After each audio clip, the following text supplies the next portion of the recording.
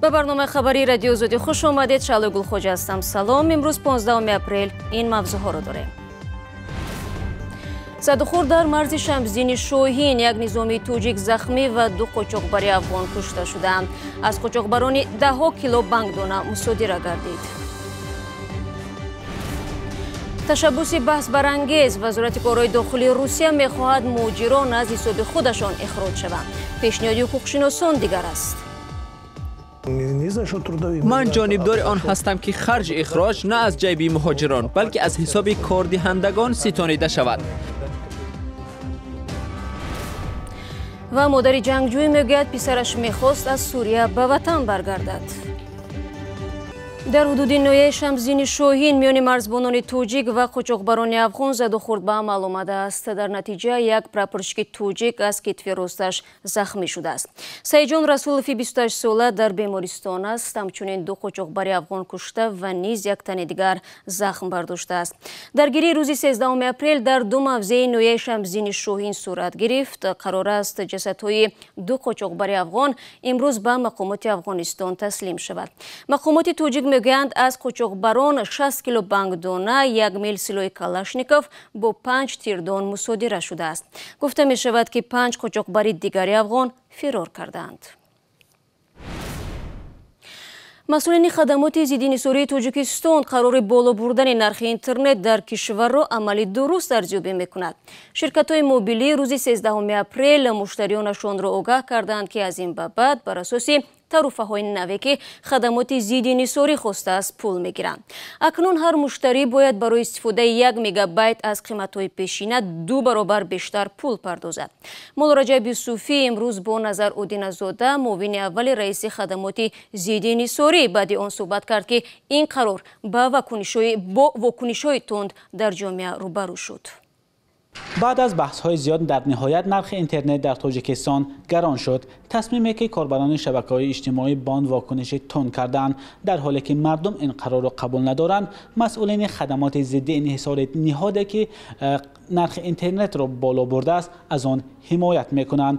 نظر اودینزاده معاون اول رئیس خدمات ضد انحصاری روز 15 اپریل در صحبت با رادیوی آزادی گفت بالا بردن نرخ اینترنت در تاجیکستان نظر به دیگر دولت‌ها به حد بلند نیست. او گفت در دنیا کشورهای زیادی هستند که نرخ اینترنتشان نسبت به تاجیکستان بلندتر است. از جمله به گفته او در کره جنوبی و ژاپن و بعضی از دولت‌های اروپایی نرخ اینترنت در مقایسه با تاجیکستان خیلی بلند است. با اینکه مسئولین خدمات ضد انحصاری از قرار صادر کرده خود حمایت می‌کنند اما تصدیق می‌کنند که در پی فرمایش آنها نرخ اینترنت در تاجیکستان 2.5-3 برابر گران شده است.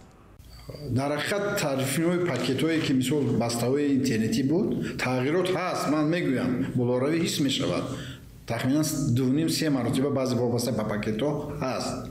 لیکن علاقه‌ای که مثل با واسطه پر نقشه‌های تعرفی هستند در میگافون تاجیکستان 1 مگابایت 50 درهم بود. عمل کننده شما تعرفه‌های عمل کننده را که شما یک بار ببینید پاکت که نقشه تعرفه تمام میشود 1 مگابایتش 50 درهم است. ما 5 درهم موندیم. 10 مرتبه کم. بر اساس فرمایش نوی خدمات ضد انحصاری از این به بعد شرکت‌های موبیلی حق ندارند 1 مگابایت اینترنت را کمتر از 5 درهم فروشند. از این خاطر نرخ هر مگابایت اینترنت اکنون در تاجیکستان با نظرداشت اندازها 6.2 درهم شد و قیمت 1 گیگابایت آن 62 سومانی می شود، در حالی که تا امروز قیمت 1 گیگابایت اینترنت در تاجیکستان حدود 30 سومانی بود. مولا رجب یوسفی، شادمانی یتیم، آزادی دوشنبه.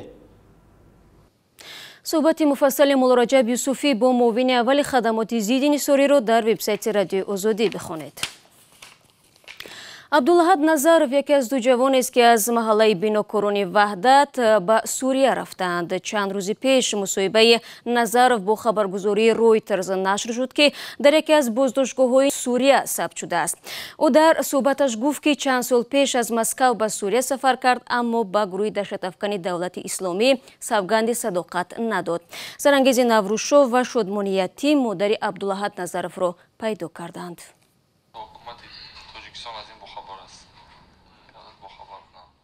زبیده غیاسова навори صحبت پسرش را از سوریه به تکرار تماشا کرده اشک می‌ریزد. بعد از نیم سالی بیخبری از فرزند، مادر توسط این نوار از زنده بودن او آگاه شد. حالا این مادر به دیدار دیگرباره فرزند امیدوار شده است. دلم پر شد که بچه‌م زنده هست. میگفتم که خدا زنده باشه، چیکار باشه، چیکار نباشه. گفتم و میکردم همون روزی که همون چیز از سیامکار نشون دادن، من باوری نداشتم که بچه‌م میبینم. خبری بر از ماندگان کرد در سوریه تسلیم شدن جوان 28 ساله تاجیک عبداللهد نظرف روز 10 اپریل نشر شد. مادر عبداللهد روز 15 اپریل گفت در واقع از لحظه های اولی که پسرش با او از سوریه تماس گرفت پشیمون بود و میخواست برگردد. چند بار با جمعیت داخلون بار فریاد کردن، گفتن که همین ای چیز وای گذشتگیان افغانستان بسیار همین ای سوریه گذشتگیان. همین ما گفتم که وای اویلا داره وای نمیگذره. گفتم وای اوجا ایستادنی نیست، وای اوجا یگام فکری دیگه نداره، وای فکری اومدن داره. گفتم من دلم پر بوده بچه‌ام که وای فکری اومدن داره، وای پشیمون شدگی فکری اومدن داره، وای فکر من گفتم افغانستان نمیره. گفت وای که جا میدونه که گفتم وای نمیره واقعی، وای فقط میگه که چه من میام من خونه میام، من یگام جا گفتم وای رفتگی نیستم. دلم پر بود که وای نمیزگره خودش. با گفته والدین عبداللهد نظرف مقامات تاجیکستان با او وعده عفو داده برای کمک در بازگشتش اظهار آمادگی میکردند. نظرف هم چند مرتبه خواسته است وارد مرز ترکیه شود. یک مرتبه هم با گفته مادر چند نماینده مقامات از دوشنبه با این هدف تا مرز ترکیه رفتند. اور با چند عائله دیگر وقتی که هم ترکیه در رسیدن گفت که عراق ده بودن یا 9 شب و 9 روز گفت ما اومدیم. بعضا اومدن که همون شب و روز چیزا ایرپورت ترکیه را کفونده بودن، نتونستن گذشته. با گشتن رفتن همون وقت 2 ماه محبسی کردنشون، محکمشون کردن. با همین خیلی گذشت اومد که نتونست گذشته. با همین خیلی با محکمشون کردن هم 3 بار اومد که نتونست گذشته. عبداللهد به نقل والدان سال 2015 بعد بیرون شدن از محبس به روسیه رفت و در شهر لنینگراد تاکسیرانی میکرد. سال 2016 در یک تماس تلفنی با خانواده از سوریه از خود درک داد. عبداللهد در تاجیکستان عائله‌دار نبود و پس از صنف 9 از مکتب بیرون شده به مهاجرت رفت. نزدیکان میگویند او به ورزش میل داشت و میخواست نظامی شود.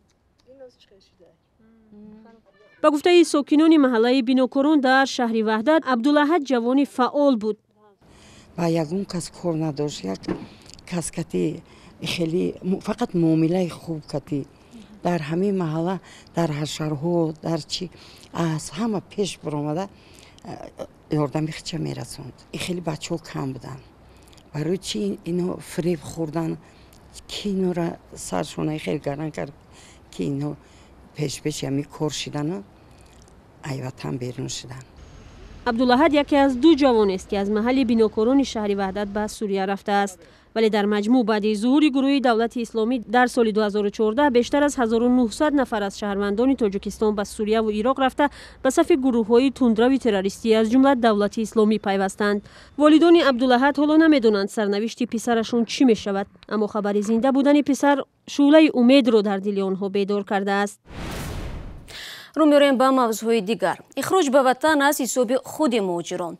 وزارت کارهای داخلی روسیه پیشنویس طرحی را آماده کرده است که از حالا مورد انتقاد کارشناسان قرار گرفته است. آنها میگویند اگر این تشبس از سوی وکیلان روس پذیرفته شود، پیامدش ناگوار خواهد بود. گزارش همکارانمان از نستایش وریمه را طاهری سفر تقدیم می‌کند. سر و صدا درباره بدوش مهاجران اخراج شده واگذار کردن خرج دادگاه و راهگیری به کشور خود از دیر باز ادامه داشت، اما برای نخستین بار است این طلب را در شکل طرح قانون پیشنهاد می‌کنند. وزارت کارهای داخلی روسیه اصلاحات احتمالی را که این لایحه قانون در پی خواهد داشت در وبسایت خود جا داده است. در آن از جمله آمده است شهروند خارجی اخراج شده عهده‌دار است خرج بودجه فدرالی را که در زمینه اجرای قرار اخراج او به عمل آمده است پرداخت کند. فعلا پیشنویس طرح برای بررسی به دومه دولتی پیشنهاد نشده است، اما با این هم طرح مذکور باعث انتقاد کارشناسان شد. رهبری فدراسیون مهاجران روسیه که پیوسته از مرکزهای نگهداری موقتی مهاجران دیدن می‌کند به اجرای تشبس نو اعتماد ندارد.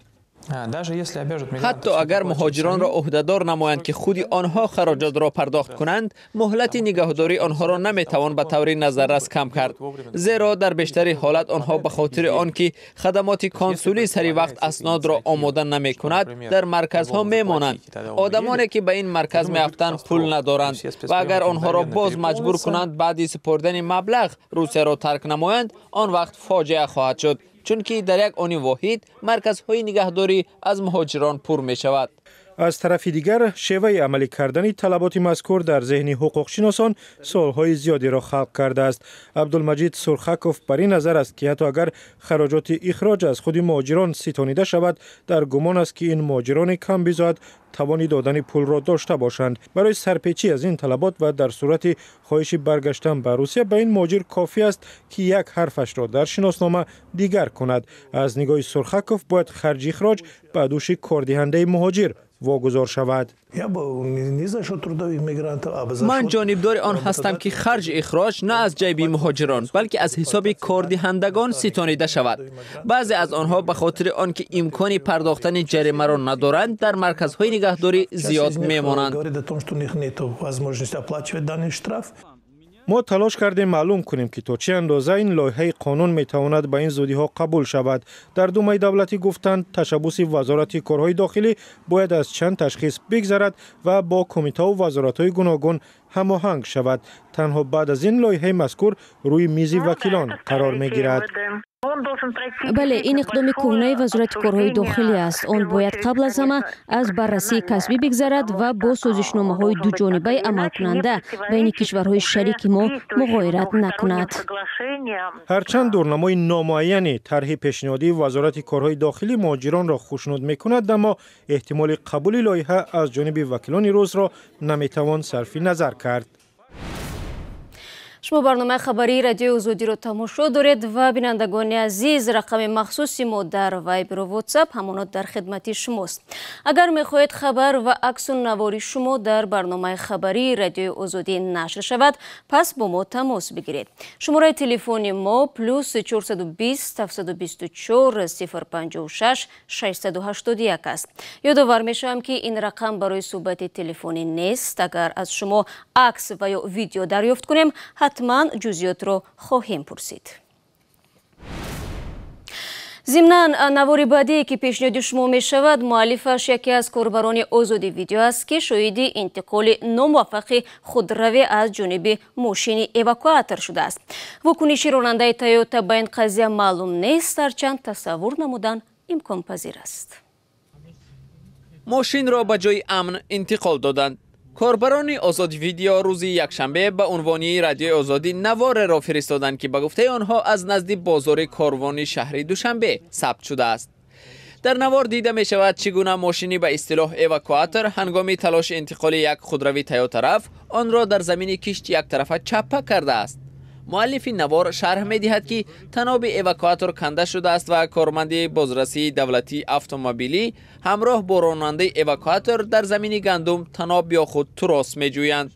در دوشنبه ماشین های را که طولانی در سر راه ایستادند و از صاحبانشان درکی نیست با اواکواتور می برند و صدها سومانی جریمه می ستانند. در گندم تراس گفتند تراس شما و صبح روز دوشنبه 15 اپریل در تئاتر دولتی اکادمی اپرا و بالت توجیکستان فستیوال ازمون جمهوریوی تئاترهای کسبی پرست 2019 آغاز گردید.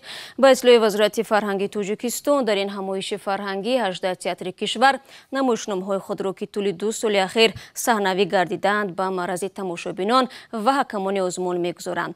دانشجویان دانشکده دولتی فرهنگ و سند توجیکستان به نام ترسونزاده به مهمانان چورابینی نمایش غیر ازمونی شو ادیب اثر سوفوکل کارگردان روزیقوف را پیشنهاد خواهند کرد. با این مطلب برنامه امروز را انجام میدیم. شما تا نشر نوبتی برنامه خبری امکان دارید فردا صبح بر وقت نوید بامدادی را تماشا کنید. در این برابر آزادی ویدیو کانال ما در یوتیوب نوار و گزارش‌های جالب را برای شما پیشنهاد میکند. وبسایت رادیو آزادی نیز از یادتان نرود. تا برنامه فردا، خدا نگهدار.